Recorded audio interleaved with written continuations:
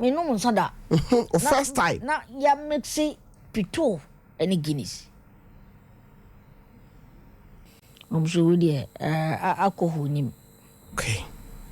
Ti so we timi atisibia. Anam simisra no me no bi da. Ono say so one no more. Punishment say na me de be ma wo. But atwen boni ba mitrim. But enam pa na me pa na asem ti no. O ka sa no. Me fancy okay say me ni fie na me ma me ehu. Adwena ba wo tim no. Okay. Ni fie na me ma me ehu. Ko me da school mo. It is a me no na kura mpo na se ebumi a.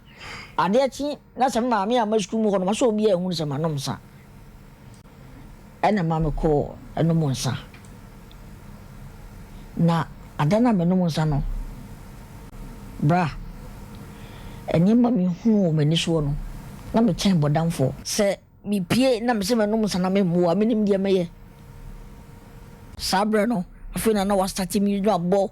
sika card ne sika ba no. Yeah. Di na me afina na hip life abanti na me hip life. Okay. Di Kenya ba yesku no mo koye program o baby. Na ye na ye poster e de ma wo mo. Na ekuo no mo ko ku ndi mabosa maximum bomb so bibi association. Na DJ Apuzo mu nyina ka sa ekuo no. Na Kenya na oye president ewo ekunim enti Kenya mbe signboard me na me ye poster no e de ma wo kama okay tie na mka chen say in fact na nwum na woto no manage no no so okay what the masse iti ma me try say me sua Lord Kenya nwum no bi atu ti me sua nwum na anti me te se bi wa ko Kumasi Sports Stadium perform ya enam brono ana matena so da empanifo a me no mo fa anamfo ne ye wo mu nti no Lord Kenya gina stage na bo sama wura ma kwakwaje na mic na metonyo mo no asa no otete yeso woni abrantie bi na ye se o kan de me no ma hwe no na je so je de se ntisa okay bi ye o school mu ni ye bo show otamale mi parents ni say mi school mu na kasa ne nyamu nso no na maka kire nyame se me pese ewiase nyina hu me sara na waka na wakoma mu okay ti me bompa e bia awade msrew ma ewiase hu me ma me ni radio station me papa ni television station also pese ewiase obi a talk then the ewiase ni patimeka okay and me ka se ye nuanu na me nim me nkwanum ni sipa sabi nipa ma etia wo okay enti kwan ba so ana me man no zo mu mabufia dabida body ne de wo ho nyame de ache me no me ya hu hwe nyi mache de nyame de ama me no enti no de me de ato ba bi kra okay say no emu abam dabi enti you also fit it and you by me ye okay and me ye ama eni kra ahwe sin wo de na wo ye because o ye special sana nyame aye me okay enti so wo hia me na wo ye wadwene se obesemi a onhwe wo so ba ko bisi so tro me bo no ko from Colombia na metie no ye se ye penifo no say cycle okay ye san cycle na ye di mu ye no mo gire mo a hotel la no je so wadwane wo ya bo wayo we pese mi no di nkomo kakra anam so mpacho eni nkomo kro be sabra na minim ni paban a oye okay me pese ye twasini o nam hwe na nim se atiefo mfancha na mse ne maame baabi me kan ya no osre na minim ana o se ada na me di natem ana mse do nim so no di matem ana all because na mate say utwasini a yebu sansani okay tisa kane no to nwoma yesi sabi onwe de we sansa akohwi duma e na wo ba be no wiase intina sade no enya ekam edam tirim okay eti wo kansa no me gina no so e kan kasafia ensem fata e kire no wow anam ka jase misre na me mpese me hu nanim biem se me honam enyem ye na me nim malaria na me mo pe sa malaria no ni bi ma me na no mu ye na crowd road so ye obebu ye fa wabuso kan yes o aka kra mo drum kokko no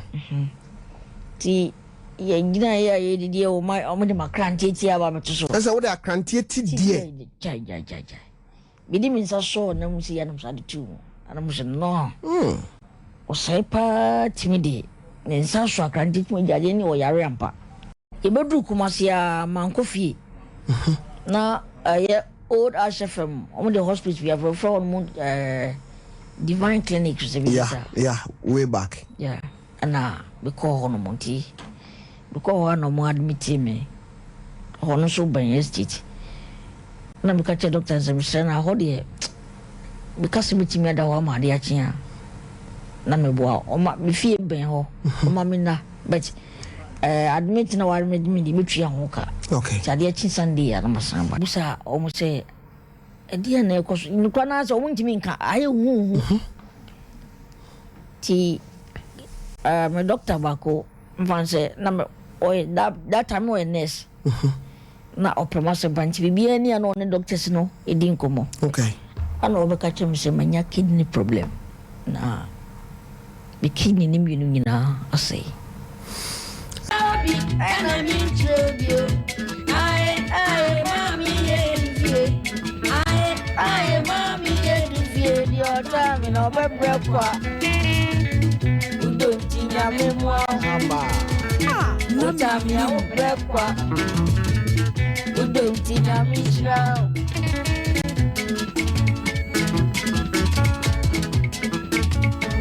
I'm a twin me baby asino ada matise obi so time no sadanwa ana me hwe na kira kwan sadanwa ana me ton samone no sadanwa ana me tun sedie na me win na ada so ye me tanfua no timo de iso na wo ai mami ye ai mami ye your time no bebre kwa udom tinya mi shira na me bebre kwa ti bida ho nyina na meka omo wu hu sane bam tim ona wonnim yes ana abeto me en wonnim abeto me wow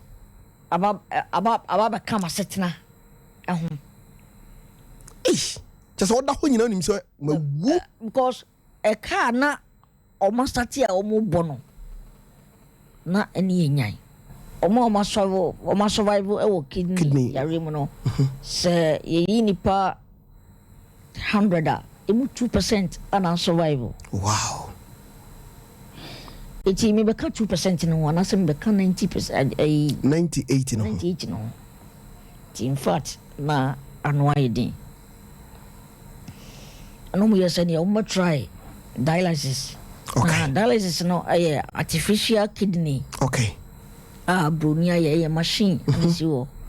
eti ye prepare oni edo kwa ye keteka bia ye de she ni padua no untinim baby na ye de ade akoba sabre no machine nko na 1000 cedis so mayi me free o ma discharge me no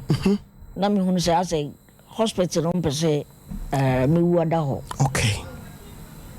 na nko fi because san about him because na me ntimi ntina se na why mmre ntimi nyina ho because me ka say ebeye news say wayosi amanfo timi ko bonchenku e wo ma me fi etie se o mu su wo a bani nyina na de ekosu nyina na mente tapi de bia me da no na me nim de ekosu bia ba na me nam sini adwuma so Dr. Jackson Kevin tumba bia obi a oba wayosi asalitu Director 1 yes nyame na moso Rocky Twahama me wa ni hia me pa nyame na moso pa ma yes Director 1 there oh yes Jackson Bentum nyame na moso amane ye bo wayosi din a obi anim ti de na o hwehwe fa ho na bam o ka kire me se wayo obakwa America anabutu kwan nam da so ga ampa minya America visa 5 years we ko mu 4 months pe visa na wu